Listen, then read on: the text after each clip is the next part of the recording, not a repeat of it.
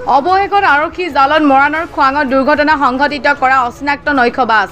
তেজপুৰৰ পৰা তিনিচুকীয়া নামচাইলৈ আহি থকা AR01 Q4955 অনিৰুদ্ধ নৈশ বাছখনে খোৱাঙত দুৰ্ঘটনা হোৱাৰ পিছত গন্তব্য স্থান তিনিচুকীয়াত যাত্ৰী নমাই থৈ ঘূৰি আহি খোৱাং আৰক্ষী থানাত আত্মসমৰ্পণ কৰে।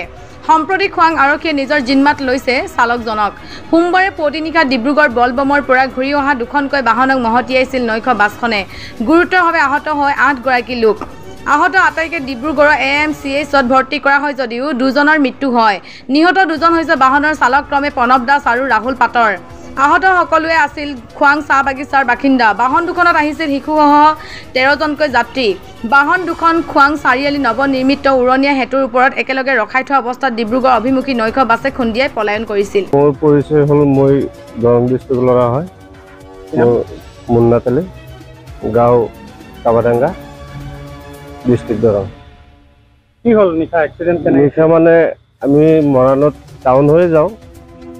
আজি আকৌ মৰাণত আমাৰ মানুহ নাছিলে, বাইপাছ হৈ গৈছিলে। বাইপাছত আমাৰ ৰাইডৰ আমি যাই আছোঁ, যাই থাকোঁতে তাৰমানে দুখন গাড়ী ব্ৰিজৰ ওপৰত অভাৰব্ৰিজৰ ওপৰত ৰখাই মেলি দৰ্জা খুলি কেনে ইহঁতে বহি আছে। আমাৰ হিচাপত আমি যাই আছোঁ, তাৰপিছত ঘপকৈ চকুত পৰি গ'ল। পৰাৰ লগে লগে মই কাটি দিলোঁ, কাটি হ'লেও বচাব পৰা নাই, এক চাইড লাগি গ'ল। আৰু আমাৰ ব্ৰিজখন ইফালে ডাউন থাকিলে কাটিব নোৱাৰিলোঁ, বেছিকৈ কাটিলে আকৌ আমাৰ চুপাৰখন পাল্টি হৈ যাব, এনেকুৱা এটা ভাৱ ল'লোঁ। দিনটো আমি তিনিচুকীয়া মানুহ চানুহ নমালোঁ, নমাই কিনে আকৌ ৰিটাৰ্ণ থানালৈকে আহিছোঁ। কোনখন থানা? খং থানা।